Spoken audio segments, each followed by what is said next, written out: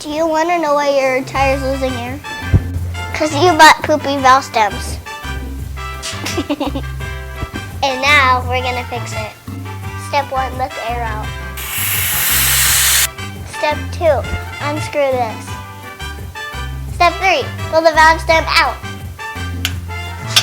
Step 4, throw this one in the trash. Step 5, we have to put this one in. Well,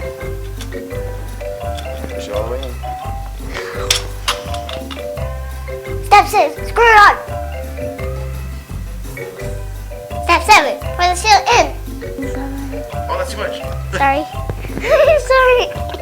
Mistakes can be a happy accident, right? Step 8, pump it up. Don't forget to pop those beads. Step 9, move the sealant around. Step 10, go shred.